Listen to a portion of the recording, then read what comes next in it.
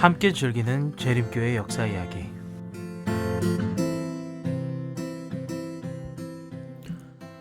안녕하세요. 재림교회 역사 이야기 그 18번째 에피소드에 오신 여러분들을 진심으로 환영합니다. 오늘은 그 18번째 이야기, 대총회라는 제목으로 이야기를 해보도록 하겠습니다. 저는 지금 미네소타 합회의 야영장에 와 있습니다. 오늘은 바람이 엄청 많이 부는 날인데 가끔 이렇게 밖에 나와서 에피소드를 녹음해보는 것도 참 좋은 일인 것 같네요.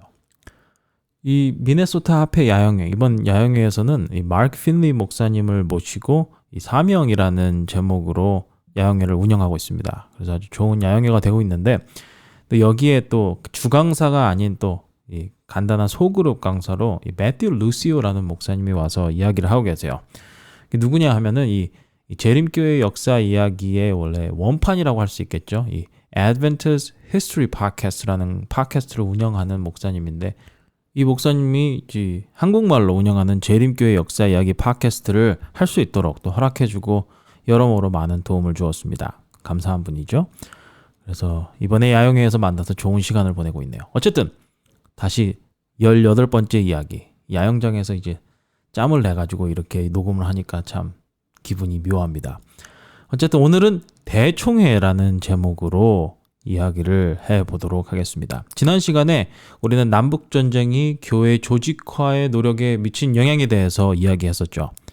전쟁의 맥락에서 교회 조직화에 대한 주장이 이전보다 더 명확해졌다고 했었습니다.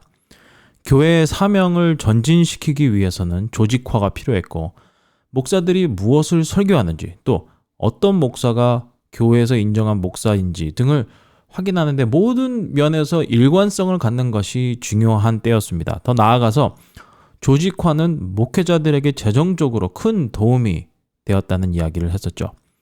각 주 합회가 여름마다 돌아다니는 이 부흥 목사들을 지원하기 위해서 돈을 모을 수가 있었고, 또한 미국 미시간주에 세워진 최초의 주 합회, 미시간 Conference of Seventh-day Adventists라고 했는데, 최초의 주 합회 조직에 대해서도 우리가 이야기를 했었습니다. 1861년 10월에 열린 이 사건은 역사적으로 정말 중요한 사건이었죠. 그리고 이제 미시간 합회가 정착된 후에 다른 주들, 미네소타 합회나 아이오와, 뉴욕, 버몬트 이런 주들이 또 합회를 이루기 시작했습니다. 미시간에 있었던 작은 그룹, 베를크릭 사람들이죠. 이 베를크릭에 있는 사람들이 모여서 미시간 합회를 이룬다고 선언하는 것은 그렇게 어려운 일이 아니었습니다. 자기들끼리 무엇이든 결정할 수 있었죠. 하지만 그 다음에 봉착한 문제는 각 교회를 방문해서 설득해서 합회 안에 하나로 교회로 통합하는 일이었습니다. 그렇기 때문에 1862년은 제임스와 존 러프로에게 아주 열정적으로 일할 수 있는 기회를 줬던 것이죠.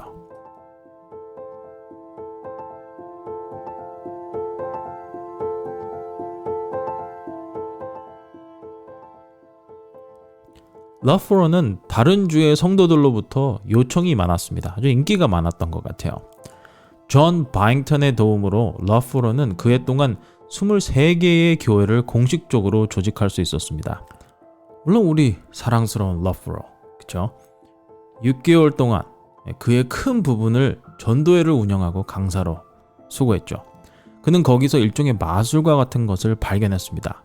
그 당시 신문 광고라는 것을 전도회에 이용할 수 있다는 것을 알아낸 것이죠. 그는 그의 전도회의 참석자 수가 2배로 늘어나기 시작했다고 말했습니다. 그는 이야기하기를, 우리의 신념을 견고한 나무 열매 안에 넣는다면 아무도 우리를 주목하지 않을 것입니다. 우리가 세상에 듣고 싶은 메시지를 전하는 것처럼 행동하면 사람들은 처음에는 호기심 때문에 와서 들을 것입니다. 윌리엄 밀러의 운동 이후 거의 20년 만에 언론들이 긍정적인 이 기사로 재림운동, 재림교회를 이야기하는 것이죠. 그런 적이 없었거든요. 그러나 그것은 시작에 불과했습니다.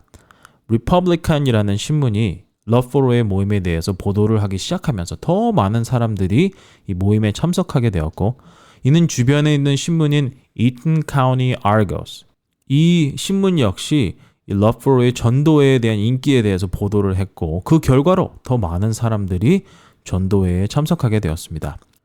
거의 200명의 사람들이 러브포로와 모세스 훌의 전도회에 참석했고 정점에는 약 1200명이 참석했다고 전해지죠. 신문 광고는 곧 지역의 지도자들도 전도회에 참석하게 만들었다고 합니다. 미시간주의 랜싱과 배틀크릭 중간에 위치한 작은 샬럿이라는 곳에 있던 많은 사람들이 신문 광고로 인해서 전도회에 참석하게 되었습니다. 제임스 와이트 역시 샬럿으로 향했고 그 리더들은 마을의 지식인이라고 묘사했습니다. 전도회 집회를 하던 중에 현지 목사님 2명이 러브포로와 훌에게 토론을 신청했죠.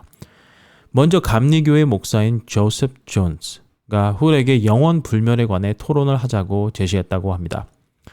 그들은 토론에 앞서서 6가지 규칙에 합의를 했습니다.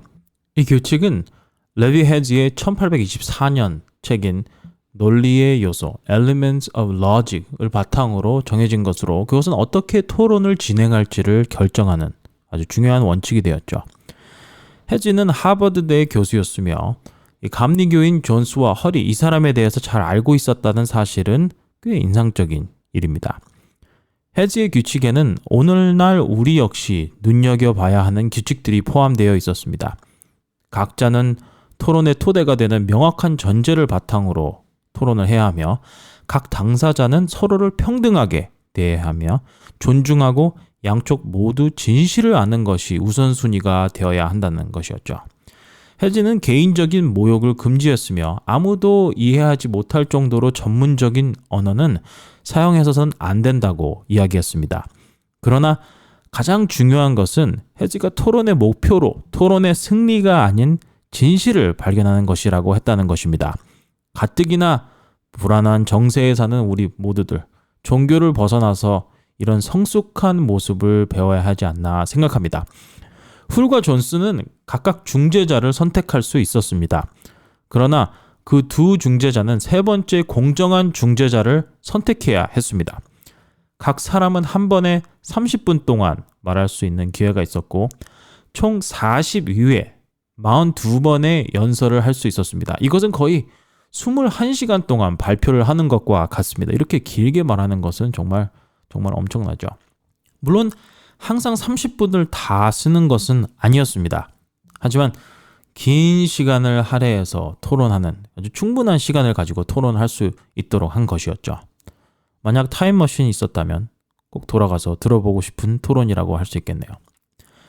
제임스 와이트 역시 이 일에 대해서 상세한 메모를 가지고 있었지만 공유할 수 없었습니다. 왜냐하면 여러분들이 알다시피 훌과 존스가 합의한 규칙이 있었죠. 그 중에 하나는 각 당사자가 합의하지 않으면 토론을 대중에게 출판할 수 없다는 것이었습니다. 이 토론이 출판되지 않은 것을 보면 두 당사자들의 토론의 내용이 출판되는데 동의하지 않았다는 것이 명확해집니다. 결론부터 이야기하자면 토론은 매우 성공적이었던 것으로 보입니다. 증언에 따르면 주로 재림 성도들의 증언이었겠지만 말이죠. 훌과 러브포로가 토론에서 승리했다고 할 수 있겠죠. 이 결과로 샬럿의 새로운 교회가 설립되었고 러브포로는 그 교회를 미시간 합회에 포함시키게 되었습니다.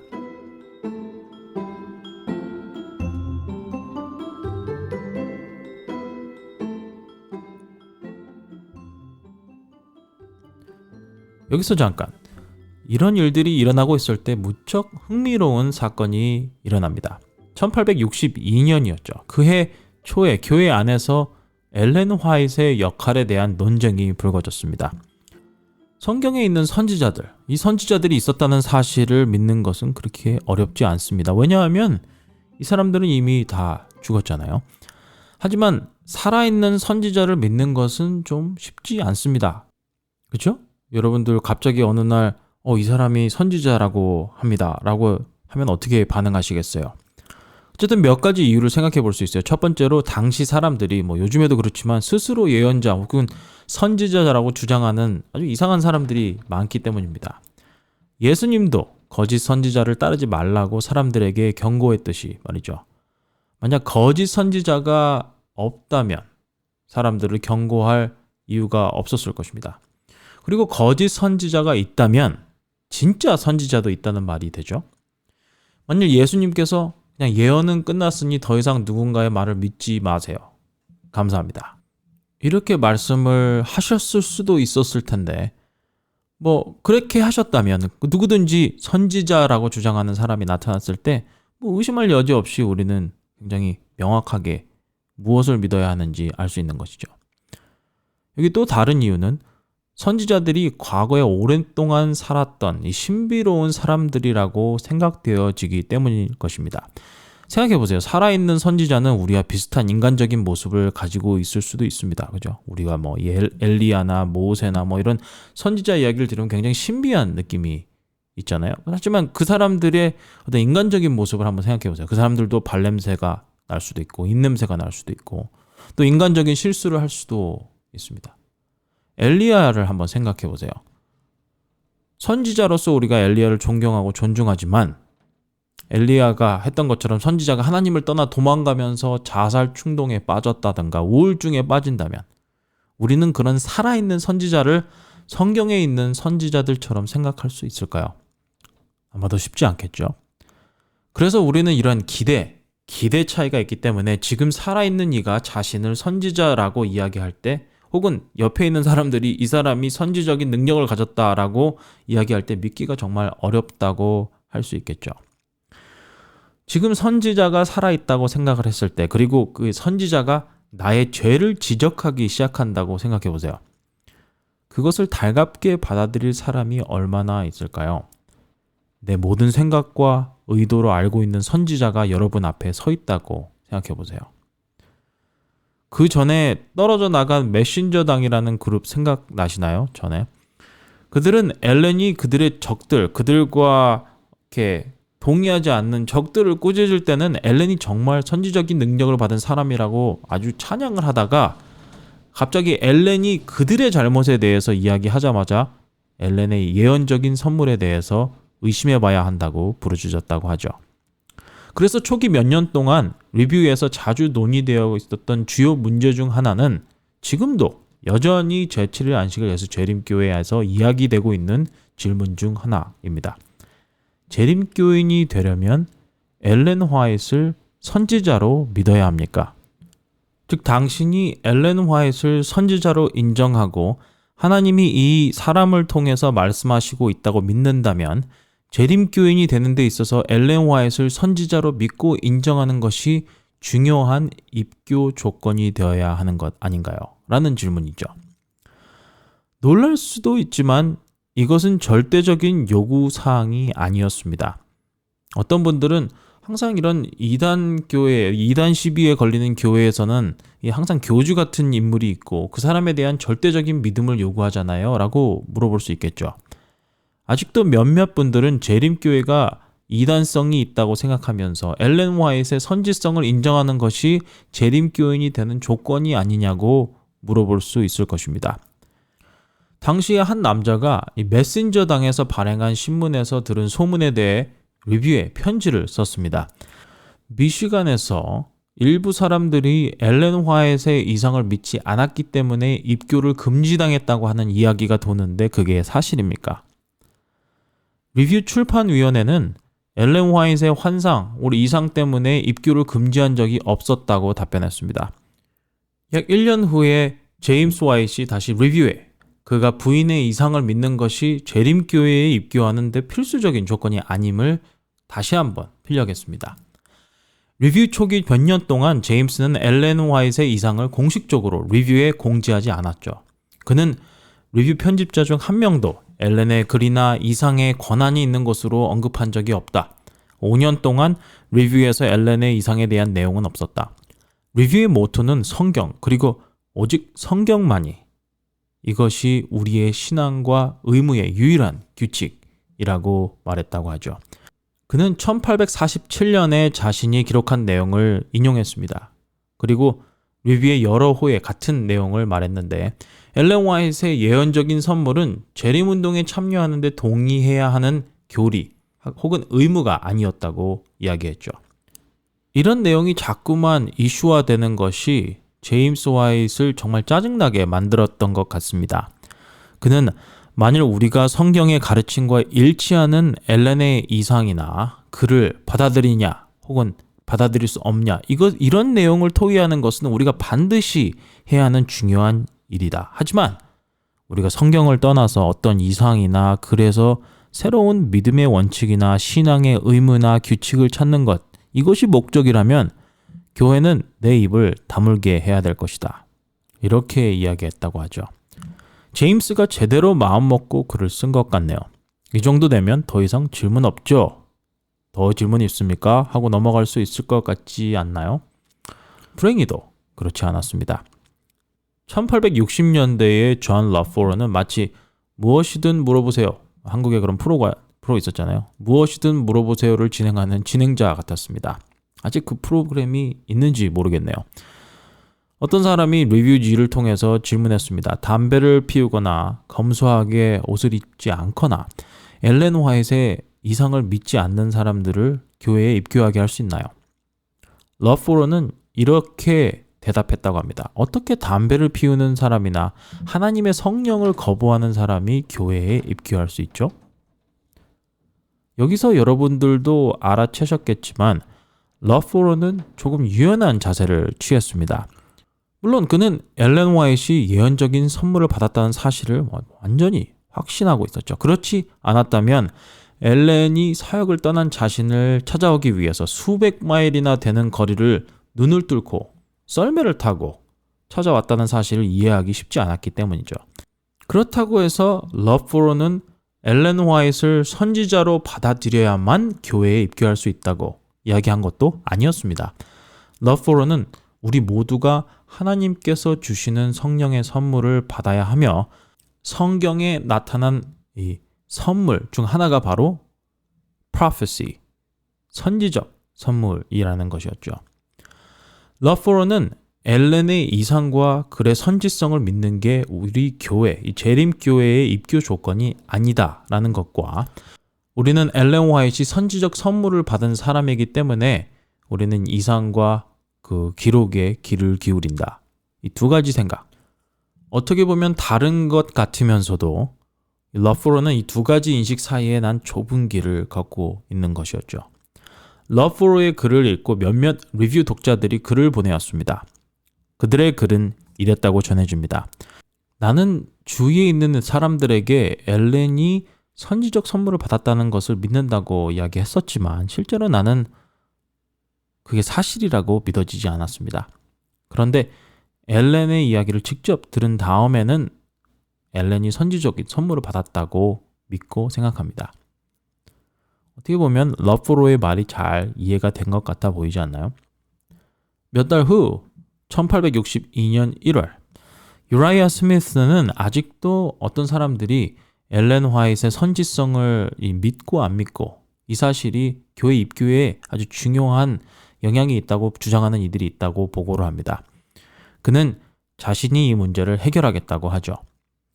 문제를 해결하겠다고 하는 것이 나쁜 것은 아니지만 어쩌면 유라야가 이 문제에 대해서 너무나도 어떻게 보면 단순하게 생각했기 때문에 이렇게 답을 하지 않았을까 하는 생각이 들긴 합니다. 어쨌든 스미스는 동시에 다발적으로 문제를 해결하려고 노력했습니다.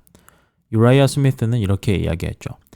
엘렌의 이상에 대한 믿음은 재림교회에 입교하는 조건이 아닙니다. 그렇지만 엘렌의 선지성을 믿는다고 하면서 엘렌의 말을 따르지 않는 사람은 교회에 입교하는 데 문제가 있다고 생각합니다. 유라이아 스미스는 엘렌을 선지자로 받아들인다고 하면서 엘렌의 말을 무시하는 이들을 마음에 두고 이야기한 것입니다. 엘렌의 선지성을 믿으면 믿는 바대로 순종하는 자세를 가져야 하고 혹시 당신이 엘렌의 선지성을 인정할 수 없다면 그냥 없다고 생각하고 엘렌의 글에 신경을 안 쓰고 살면 된다고 말한 것이죠. 그러나 선지성을 인정하면서도 말씀을 받아들이고 순종하는 모습을 보이지 않는다면 어떻게 이런 이들과 교회에서 교제를 할 수 있는가? 이렇게 질문했습니다. 생각보다 문제가 복잡해지죠. 유라이아 스미스는 동시에 엘렌의 이상이 하나님께로부터인지 아닌지를 상관없다고 하는 이들에게 자신의 생각을 나눴습니다. 그는 이야기합니다. 자, 잘 들어보세요. 엘렌의 이상이 하나님께로부터인지 아닌지는 정말 중요한 질문입니다. 왜냐하면 만일 하나님께서 엘렌을 통해서 우리에게 말씀하신다면 교회가 당연히 여러분들 하나님의 말씀을 들으세요 라고 이야기하지 않겠어요? 이렇게 유라야가 대답했어요. 몇몇 분들은 이게 무슨 말인가 라고 생각하실 텐데 제가 다시 한번 정리를 좀 해서 이야기를 해보겠습니다. 요점은 스미스가 여기서 러프로보다 더 깊고 매우 섬세한 포인트를 만들고 있었다는 점입니다. 러프로와 스미스 모두 이 두 가지 생각, 중간에서 균형을 찾으려고 하고 있었습니다. 오직 성경만이 라는 생각과 여기 하나님의 선지적 능력을 받은 엘렌 화이트라는 사람이 있고 이 사람이 우리를 향한 하나님의 뜻이 무엇인지를 이야기를 해준다. 두 가지 다 중요한 생각들이죠. 여러분들은 어떻게 생각하시나요? 이 두 가지 생각을 조화롭게 하려고 하는 이 두 사람의 노력에도 불구하고 결국 어떤 사람들이 일어나서 이렇게 이야기하지 않겠어요? 결론적으로 이야기해 봅시다. 엘렌 화이트를 믿는 게 재림교회에 입교하는 조건이 아니에요? 유라이아 스미스가 기사를 쓴 그 다음 주 W.H. 볼이 이 기사에 답하는 글을 썼습니다. 사실 이 글은 11월에 러프로의 글에 대한 글이었죠. 제임스 화이트의 글을 반박하면서 엘렌 화이트이 틀렸다고 생각하는 몇 가지 이유를 나열했습니다. 이런 이유로 엘렌 화이트이 선지자가 될 수 없다는 주장이었죠. 볼은 좀 특이한 사람이었음이 분명합니다. 그는 엘렌의 이상 중 하늘에 대한 이상을 가지고 그의 설명을 이어나갔습니다. 엘렌의 이상의 글에는 성도들이 날개를 가지고 하늘 도성의 꼭대기에 올라갔다라는 부분이 있는데 이 부분을 가지고 볼이 문제를 삼은 것이었습니다. 볼의 주장은 성경이 인간이 하늘에서 날개를 갖고 있을 것이라고 말하지 않는다는 것이었죠. 우리는 하나님의 형상으로 창조되었고 하나님은 날개가 없습니다. 그러면 이건 어떻게 하죠? 유라이아 스미스는 이것에 대해서 조금 당황해했습니다. 성경과 다르게 이야기하는 것과 성경이 실제로 이야기하지 않는 것에 대해서 이야기하는 것은 또 다른 문제 아니겠어요? 일단 스미스는 이사야 50장 31절을 인용했습니다. 그 성경절에는 그들은 독수리처럼 날아오르고 라고 기록되어 있었죠. 전에 이야기했던 것처럼 이 사람, 볼이라는 사람은 좀 특이한 사람이 분명합니다. 그는 엘렌 화이트에 대한 진실을 알고 싶다고 했지만 만일 리뷰가 그의 편지를 실지 않는다면 그는 다른 신문에 자신의 편지를 보내겠다는 이 포스트스크립트로 편지를 마무리했습니다. 당시 재림교회의 공식적인 잡지, 출간지라고 할까요? 이것은 하나밖에 없었습니다. 또 재림교회의 출판소도 하나였죠. 그러니 그는 명백히 다른 교회나 교단의 신문에 자신의 편지를 보내겠다는 의미를 보인 것이었습니다. 그리고 그것의 의미는 무엇인가요? 결론적으로 하면 그의 의도는 재림교회를 비난하는 것 말고는 다른 의미가 있었을까요? 엘렌 화이트에 대한 진실을 알고 싶다면 재림교회에 문의를 해야죠. 엘렌 화이트에 대해서 침례교나 아니면 감리교회나 천주교에게 물어봐야 할 이유가 있는 건가요? 1883년 8월 대총회장이었던 G.I. 버틀러는 이 문제에 대해서 매우 명료하게 대답했습니다. 버틀러에 대해서 이야기할 거리가 많지만 그에 대해서 아주 특별한 것이 있다면 그는 복잡한 문제를 아주 간단하게 풀어내는 재능이 있었던 것 같습니다. 우리 주위에 그런 사람들이 있잖아요. 아무리 복잡한 문제가 있어도 이 사람이 얘기하면 모든 것이 간단 명료해지는. 그는 기록했습니다. 우리를 대적하는 사람들은 재림교회가 엘렌의 이상을 믿는 것 그리고 엘렌의 선지성을 믿는 것이 재림교회에 입교하는 조건으로 우리가 받아들이고 있다고 보이게 하려고 노력합니다. 이것은 거짓이고 재림교회의 지도자들은 한 번도 엘렌의 선지성을 믿는 것 혹은 이상을 믿는 것이 이상을 믿는 것이 입교의 조건이라는 공식 입장을 가진 적이 한 번도 없고 가르친 적이 없습니다. 그리고 엘렌의 이상 자체가 이런 것을 허용하지 않습니다. 일부러 그렇게 하려고 해도 너무나도 말이 안 되는 일이기에 될 수도 없고 될 일도 없습니다. 전 세계 많은 곳에서 그녀를 본 적이나 그녀를 들어본 적도 없는 사람들이 재림신앙을 받아들이고 있습니다. 그리고 재림교회에 입교하고 있죠. 어떻게 그런 그들에게 그녀의 이상을 친교의 시험으로 만들 수 있을까요? 제가 이야기했죠. 버틀러는 아주 복잡한 상황을 단순하게 만들 수 있는 재능을 가졌다는 것을요.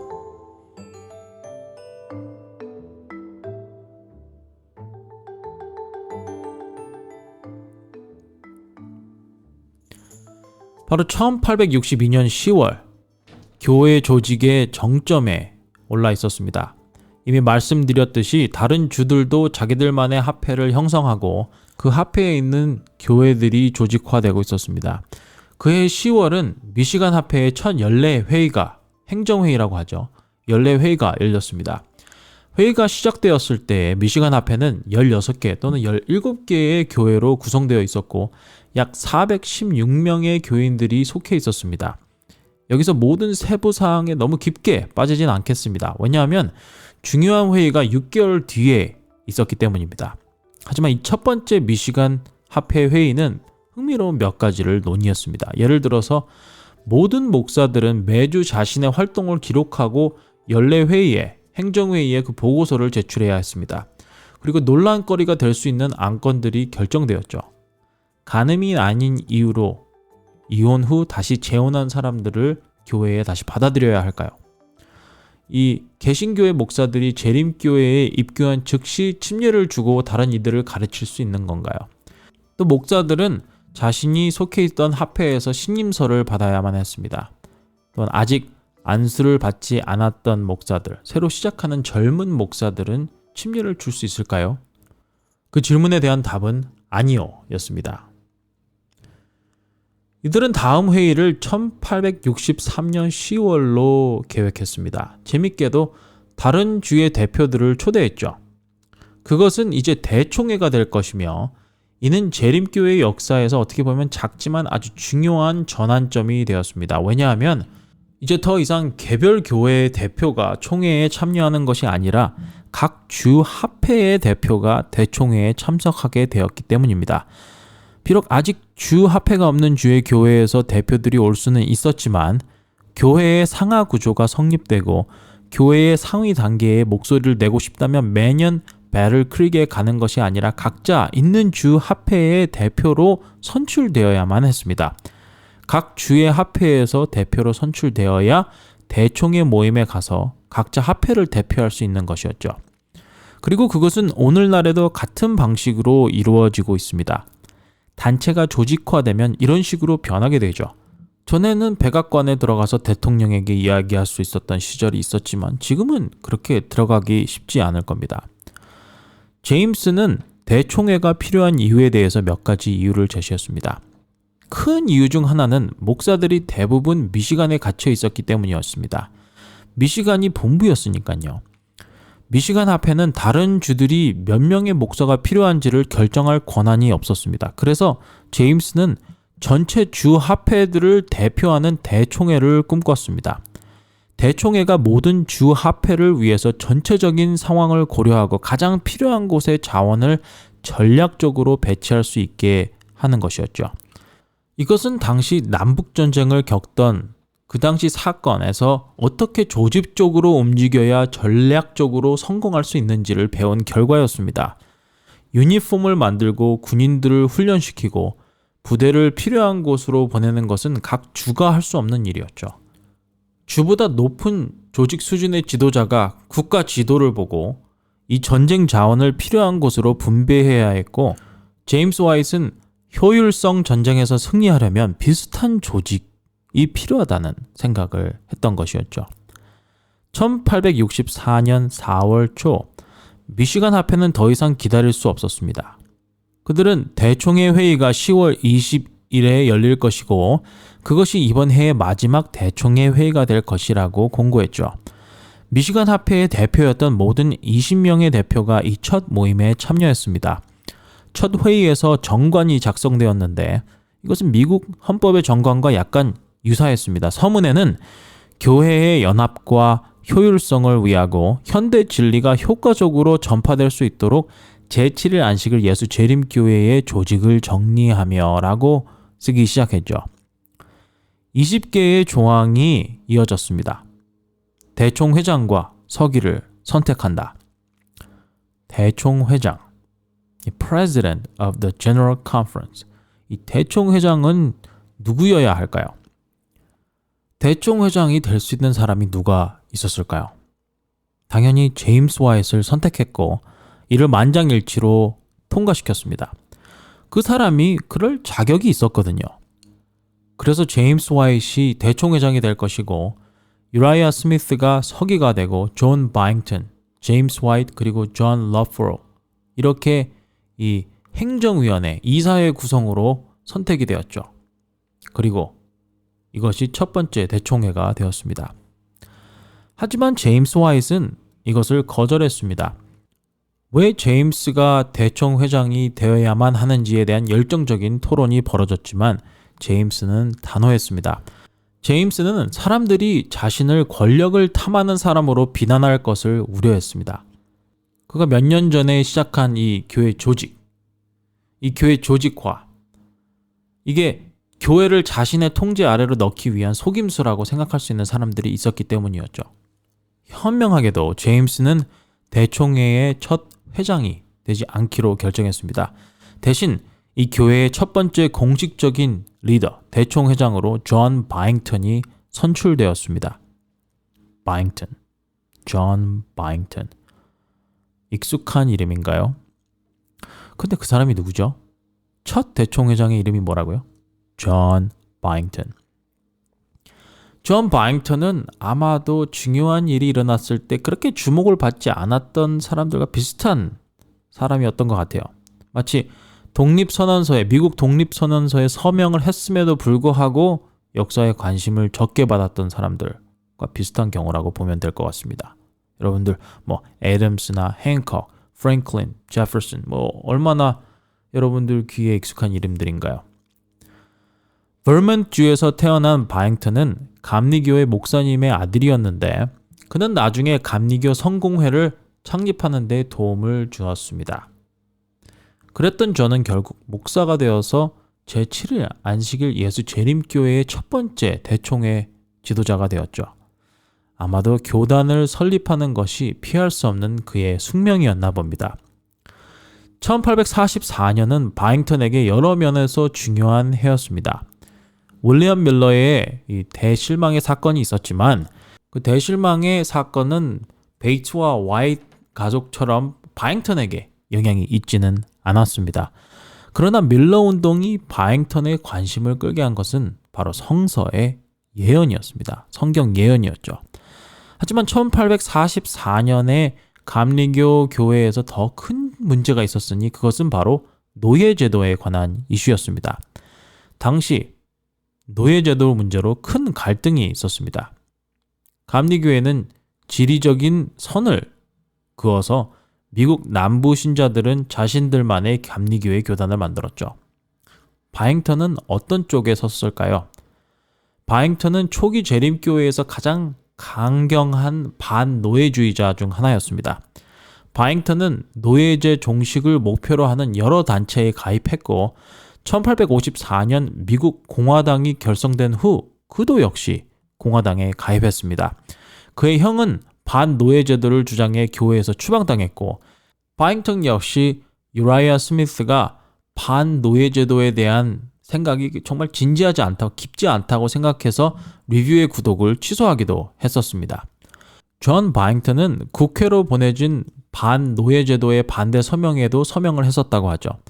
그는 반노예제도의 회의들을 주선하고 심지어는 당시 남부의 노예들을 북부 지역으로 탈출시키는 길 역할을 했던 Underground Railroad, 이 일에 깊게 관여해서 도망하는 노예들을, 흑인 노예들을 돌봐줄 수 있는 역을 개설했습니다. 바잉턴은 남부 노예들을 탈출시키는 일로 유명해진 Sojourner Truth와도 아주 친한 친구였던 것으로 알려져 있습니다. 그리고 여기 언급되었듯이 그는 이야기하기를 모든 재림교회들은 노예제도에 반대하는 사람들이지만 그들은 대부분 리뷰주의에서만 노노하고 있습니다. 라고 이야기했죠. 존 바잉턴에게는 그것은 충분하지 않았습니다. 그러나 존은 교회의 다른 사람들에게 자신처럼 되라고 조르지도 않았죠. 1852년 친구가 그에게 리뷰지를 주었고 거기서 안식일에 대한 기사를 읽고 재림교인이 되었습니다. 감리교 신앙에서 방황을 맞출 수 있었죠. 1852년 7월 4일에 침례를 받았습니다. 1858년에는 제임스가 베를크릭으로 이사온 지 얼마 안 된 상태였는데 제임스는 존과 그의 가족을 재림교회로 초청했고 그의 가족은 재림교인 가족이 되었습니다. 존은 어떻게 보면 완전히 제7일 안식일 예수 재림교회에 자신의 삶을 헌신한 사람은 아니었던 것으로 보입니다. 일종의 양다리를 걸치는 스타일이었습니다. 그는 교리에 관한 긴 기사를 리뷰에 쓴 적이 없고 물론 재림교회의 예배에 참석했지만 감리교 예배에도 참석했고 감리교의 출판물인 메서디스트 신문도 구독했습니다.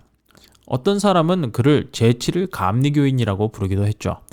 그는 보험에 드는 것이 하나님에 대한 불신의 행동이라는 논란이 일어나던 시기에 자신이 직접 보험을 가입함으로써 그가 모본을 보이는 일을 했습니다. 당시 리뷰지는 건강과 웰빙에 관한 글을 실으면서 고기와 차, 커피 마시는 것을 아주 안 좋게 이야기했었는데 바잉턴은 아랑곳하지 않고 고기를 먹었고 차와 커피를 마셨다고 전해집니다. 이 점에 대해서는 나중에 이야기를 더 해보도록 하겠습니다. 바잉턴은 이런 일들에 대해 누구와 싸운 일도 없었고 아무도 그와 싸우지 않았습니다. 그는 재림교회의 일부였지만 제7일 안식일 예수 재림교회의 문화 안에 한 발짝만 들여놓고 한 발짝은 들여놓지 않았다고 할 수 있죠. 그는 아마도 우리가 농담조로 얘기하는 Badventist의 첫 번째 사람이었다고 볼 수 있을 수 있죠. Adventist라는 단어에 B를 붙여서 이 농담 삼아서 Badventist라는 말을 하곤 합니다. 바잉턴은 급여를 받지 않았습니다. 그는 농부로서 성공적이었고 정말로 매우 성공적인 농부였기에 급여가 필요하지 않았죠. 그는 교회가 조직화되는 것을 좋아했고 1863년 대총회의 첫 회장이 되었을 때 65세였습니다. 그래서 보면은 이 바잉턴은 젊은 지도자들에게 그렇게 간섭을 하는 사람은 아니었고 하지만 언제나 섬기기 원하는 지혜로운 장로의 역할을 맡은 조셉 베이츠와 같은 역할을 했다고 볼 수 있습니다. 존 바잉턴의 대총회장 부임은 정말 적절한 때에 이루어졌다고 볼 수 있죠. 재림교회 신도들은 곧 남북전쟁이 멀리서만 볼 수 있는 일이 아니라는 사실을 깨닫게 되었습니다. 바잉턴이 제7일 안식일 예수 재림교회의 첫 번째 대총회 회장이 된 지 몇 달 전인 1863년 3월 링컨 대통령은 징집을 시작했습니다. 가장 강경한 반노예제도를 주장했던 바잉턴이 대총회장이 되었지만 교회는 아주 어려운 상황에 직면하게 되었습니다. 러포가 장막을 치고 전도회를 하려고 했을 때였습니다. 그는 군인들이 훈련을 받고 있던 들판에 텐트를 쳤죠. 러포가 장막을 친 곳의 땅 주인은 군대가 전쟁을 지원하기 위한 집회를 러포로의 장막에서 할 수 있겠냐고 물었습니다. 서서히 재림교인들에게 이런 사건들을 통해서 그들이 어떤 어려움에 처해 있는지를 알게 되었죠. 이런 결정들은 전도의 문을 열 수도 있었고 닫을 수도 있었습니다. 어려운 점은 모든 선택이 반은 한쪽으로부터는 칭송을 받고 나머지 반은 같은 일로 인해서 아주 경멸을 받을 수도 있는 상황이었습니다. 우리가 말했듯이 감리교회도 노예제도를 둘러싸고 분열이 있어서 둘로 나눠졌다고 했었죠. 생각해보세요. 남북전쟁으로 전체 나라가 분열된 것을 생각해보면 재림교회가 생겨나면서 아주 크고 작은 어려움들이 많았지만 하나님께서 주신 사명을 성취하기 위해서 교회를 조직화해서 이것까지 왔단 말입니다. 그죠?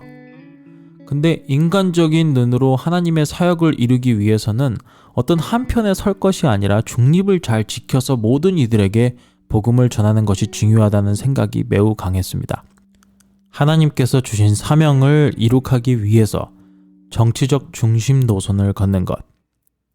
하지만 내전이 발발하고 모든 이들이 어느 한쪽을 택하는 그때 재림교회의 지도자들을 역시 정치적으로 어떤 한편을 택해야 한다는 사회적인 또 문화적인 압박감을 느껴야만 했습니다.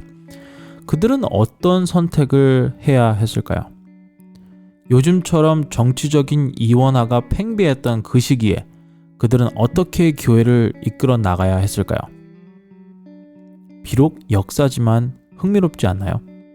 여러분들이 만약에 교회의 지도자였다면, 그리고 남과 북이 나뉘어서 노예제도를 가지고 싸우고 있다면, 그리고 그것으로 인해서 사람들이 분열되고 있다면, 그때 여러분들이 교회의 지도자로 선택됐다면 여러분들은 어떻게 했을 것 같나요? 우리는 그 이야기를 다음 시간에 해보도록 하겠습니다.